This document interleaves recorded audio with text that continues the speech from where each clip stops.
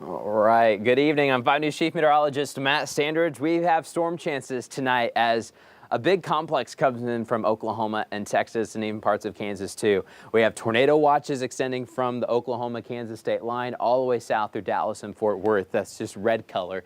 And then the yellow color to the north, that's the severe thunderstorm watch. And then all these really highlighted colors with the boxes, severe thunderstorm warnings and some tornado warnings out there. This is a pretty nasty cell headed to the east, eventually headed towards Texarkana. But what are our chances in 5 country for Northwest Arkansas and the River Valley? That's what we want to get to. We're going to go ahead and start our live streams here. I'm going to get everyone. We've got a couple different platforms that we go on at once, so getting all those online right now.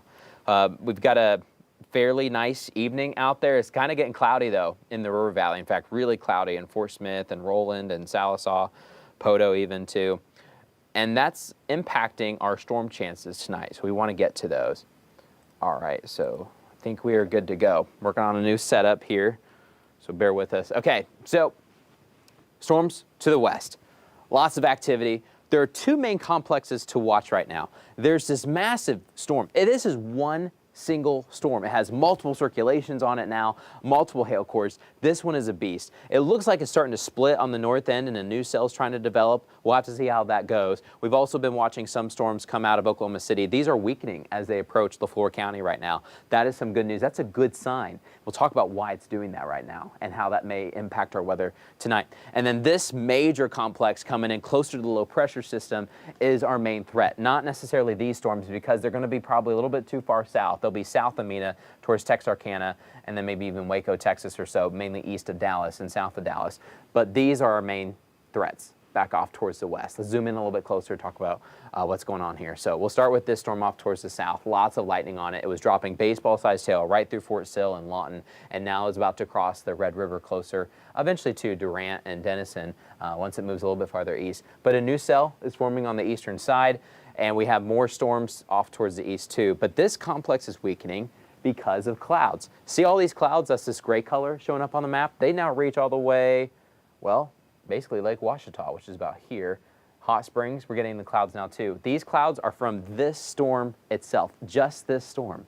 And as that takes place, it helps to cool and help stabilize the atmosphere across 5 country, especially in the River Valley. We don't have as many clouds in the northwest. They're definitely more concentrated south of the mountains right now. So when storms pop, they like to have their own environment to work in. They don't want to pop through other thunderstorms necessarily. They want to do their own thing. And so this cloud shield that's coming in may continue to help us out a little bit. So storms that fire up will continue to weaken. We will have some stormy weather, I think, tonight. This is a nasty line, and it's going to move east.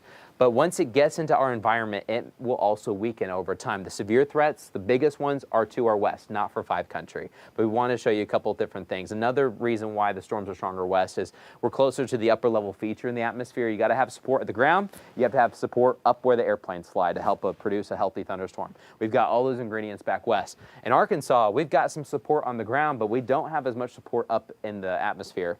And so that's helping to suppress these storms. But this storm is kind of like a train moving, you know, because I don't know how fast trains move, 40 miles per hour or so. It takes a while to stop a train, right? You're braking hard, and it takes a while. So these thunderstorms are kind of the same thing. They will move into an environment that is not as favorable that we have, but it will take some time to completely break them apart. But I think they will start to break up a little bit. Here's a closer look at the closest storm that we have, right over McAllister, Lake Eufaula, coming into parts of Latimer County. This is falling apart as we speak. It does have some lightning strikes on it. New severe storm, though, on the north end of this other big supercell. We'll continue to watch that as that moves east. That one's pretty healthy, too, putting out some hail west of McAllister. But right now, we are dry in 5 country. Some of these showers could try to kind of skim us in Kavanaugh and Poteau, Callington, Bekoshi, south to Tallahena, Howe, Heavener, Worcester, and Big Cedar, maybe even getting into parts of Scott County eventually. But most of this should stay south of Fort Smith. This is just kind of a quick little preview shower coming through. But those bigger storms, they won't come until later. I think the majority of us have a timeline between 9 o'clock tonight and midnight.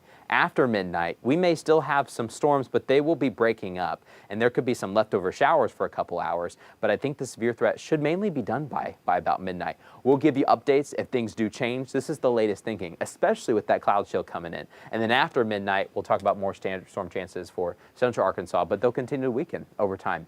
Big cutoff in the severe zones. We are not in the bullseye of severe weather at all. That is back off towards the west. You got better upper level support, and the big storms continue to fire up west of Oklahoma City and around Oklahoma City.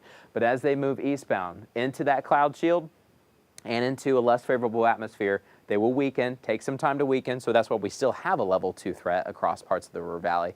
But down to a level 1 once you go east of Fort Smith. As soon as you hit Alma, we're in a level 1 into Mulberry, and then Clarksville, we're barely even in the level 1. Northwest Arkansas, we're barely in the level 1 too. They will really become more scattered over time. So not only will they weaken, but you'll probably see this line coming in from the west, and over time it'll start to fall apart. It'll have breaks in it. Storms will cluster together, holding on for dear life, and then those will collapse. So scattered storm chances and weaker storm chances over 5 country. The farther south and west you go, higher chance. This is another way to look at it. I think most of us in Sallisaw, Poteau, Greenwood, and Waldron should get some rain. We have a 90% chance of rain. But as soon as you get to Fort Smith, it's already down to a 70% chance. Some of us will not get some rain. It will be a bit more scattered as you're going to parts of Franklin and Logan counties, maybe Washington County. And then there's just a 50-50 shot in Northwest Arkansas because things will be falling apart. That doesn't mean they won't be strong anymore. Some of them could still be strong. We have mainly a hail threat and a wind threat. I'd probably put wind threat first and then a hail threat. Usually at the end of a system, they just kind of they breathe out with one last gasp and they just kind of send some air out. So wind threat's the primary threat to watch out for tonight with some scattered rumbles of thunder and lightning. Here's a look at Futurecast. Storms coming in from the west, likely to hit the River Valley harder than they hit northwest, but notice how they will probably fall apart and they'll become more scattered over time. This is midnight. By midnight, things are kind of done. So we have a small window to get hit with these leftover storms before they do collapse. Tomorrow, more scattered storms are possible, just on and off throughout the day with a mix of sun and clouds. Shouldn't be too crazy, but there could be an isolated hailstorm that tries to fire up, but nothing too widespread, we think. But whoever gets hit by that storm, it could be a doozy. But on and off throughout your Friday, and then even higher chances as you get into Saturday night into Sunday morning. So we just wanted to give you an update on what we're seeing overnight tonight and for the next couple of days. We are not in the biggest threat. Some folks have been worried a little bit. You see things on social media and whatnot. It's still a very potent storm out towards the west, and it could still bring in some severe storms for 5 country, so western Arkansas and eastern Oklahoma, but things will be weakening over time. That's some good news that we want to give you. And when the storms do come, we'll track them for you. Make sure you keep it here, keep it local. As always, we'll keep you advised.